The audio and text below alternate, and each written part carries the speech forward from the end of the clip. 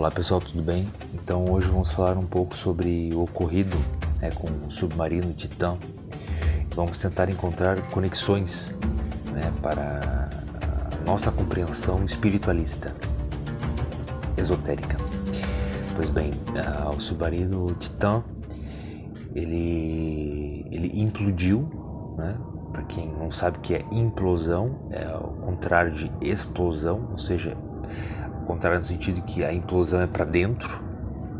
Então ele sofreu uma pressão atmosférica que ocasionou nessa implosão, ou seja, ele explodiu para dentro e se desfez, ou seja, os 5 tripulantes vieram a desencarnar.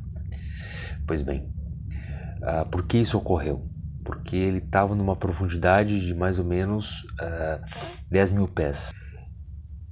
Nessa profundidade, nós temos mais ou menos 350 vezes maior uma atividade da pressão atmosférica que nós temos aqui. Ou seja, a pressão atmosférica que nós temos aqui já é uma pressão atmosférica razoável, porque muitas pessoas vão tirar pressão e tudo. Dia de calor, por exemplo, as pessoas elas têm pressão baixa, então a gente faz a monitoração para entender a pressão da pessoa, para ver se a pessoa o corpo da pessoa está resistindo. Imaginem 350 vezes mais, uma pressão 350 vezes mais forte do que a pressão que nós temos aqui. Então imaginem, isso ocasionou a implosão. Agora, no nosso contexto espiritual, espiritualista, esotérico, ocultista, nós estamos falando da Rainha do Candomblé, nós estamos falando de Iemanjá, para quem é da Umbanda, nós estamos falando da Rainha do Mar. Então, quando esse submarino ele foi buscar os destroços do Titanic, ele foi buscar uma catacumba no meio de uma calunga. E isso, a ciência não tem essa noção. Eles não têm essa noção de que o mar é um local sagrado. Eles não têm essa noção. Geralmente as pessoas elas atribuem o sagrado aos céus, né? Os céus, os céus.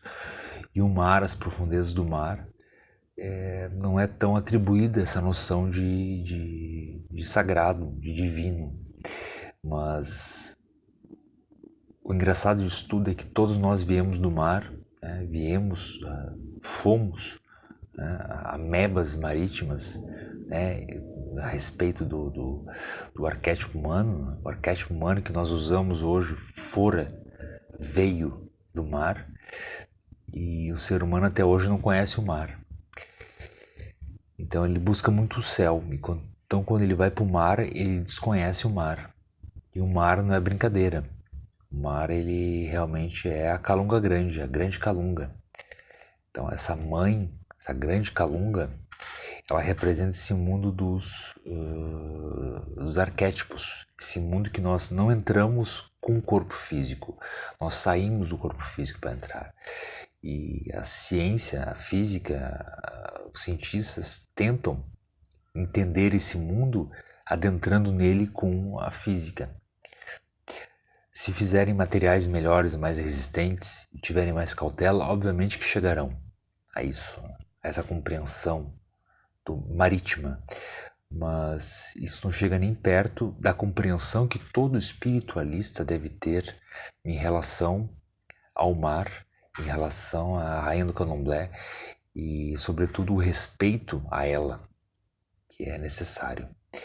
O James Cameron, o diretor que fez o filme Titanic, ele foi 33 vezes visitar o Titanic lá com as câmeras e tudo, para poder entender o Titanic. Observe o número 33, né? Então, 33 é um número maçônico, o 33. O 33 ele está acima do 32, que vale os 32 caminhos da Kabbalah. Então, 33, o grau 33 na maçonaria é o último grau. Então, existe um mistério nesse grau. E eu trago esses comentários aqui para podermos vivenciar, né, contemplarmos o panorama que aparentemente parece, né, a vida real, a coisa que acontece, que parece física, que parece ciência, mas que na verdade, se nós analisarmos na profundidade espiritual, nós vamos ver que as profundezas da vida física, elas correspondem às profundezas ou à superfície no mundo espiritual que nós vivemos. Então, cuidemos da nossa espiritualidade, né? Fiquemos atentos em relação à ciência, porque a ciência sempre mostra e tenta revelar coisas muito interessantes na matéria, mas não esquecemos do espiritual, não esquecemos desses pequenos pingos alegóricos, né? A Rainha do Candomblé representa o mar, a Grande Calunga.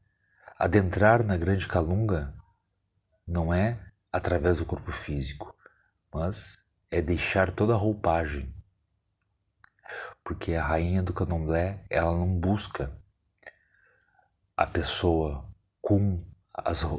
junto das roupagens que ela teve, ela busca a pessoa pura, pois a Rainha do Candomblé, ela oferta tudo que existe no mar para nós comermos, de roupagens, né, peixes, frutos do mar, e ela nos dá vida ainda. Isso é muito interessante. A Rainha do Candomblé continua nos dando vida ainda, mesmo que nós já tenhamos saído, né, o nosso arquétipo humano tenha saído dos mares da Rainha do Candomblé, ela continua nos dando vida em forma de alimento.